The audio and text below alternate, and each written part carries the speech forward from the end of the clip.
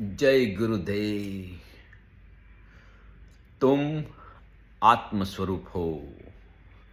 आत्मा अजर अमर है। आत्मा नहीं तो मरती है, नहीं उसका कभी जन्म होता है।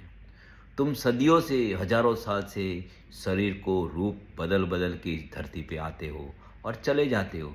तुम्हारी यात्रा इस शरीर के रूप में रहती है।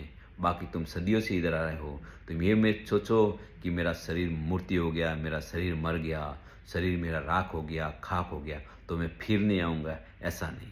आत्मा के स्वरूप में तुम हो, तुम फिर लौट के आते हो। तुम बार बार इस जमीन पे आते हो। आत्मा अजर अमर है। न तो वो कभी मरती है, न कभी वो जन्म लेती हैं। आत्मा तो अपना रूप बदल के आती है। कपड़े बदल, जैसे हम कपड़ा बदलते हैं वैसे वो कपड़े बदल के नए नए अपने रूप में आती हैं। आत्मा कभी मरती नहीं है। आत्मा वो तो न तो आदि उसका है न अंत है। इसलिए अपनी मूर्ति से कभी ना डरे, क्योंकि तुम आत्मस्वरूप हो। तुम ये जान लो कि मैं आत्मस्वरूप हूँ।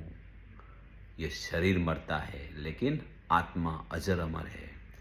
फिर जो चिंता है उससे आप मुक्त हो जाओगे। चिंता से अगर आपको मुक्त होना है, डर से मुक्त होना है, तो आपको ये समझना है कि मैं शरीर नहीं हूँ, मैं आत्मस्वरूप हूँ, मैं आत्मा हूँ। आत्मा न तो जन्म लेती है न मरती है। आत्मा अजर और अमर है। इसका उदाहरण है, देखो कितने लोग जन्म ले रहे हैं, कहाँ से आ रहे हैं, और कितने लोग मर रहे हैं, वो कहाँ जा रहे हैं। मतलब जो मर रहे उनकी पॉलिश होके फिर से बच्चे होके फिर से आ रहे हैं, फिर बड़े हो रहे फिर वापस जा रहे। मतलब कोई ना कोई तो उनको वापस रिसाइकलिंग कर रहा है, नया कर रहा है।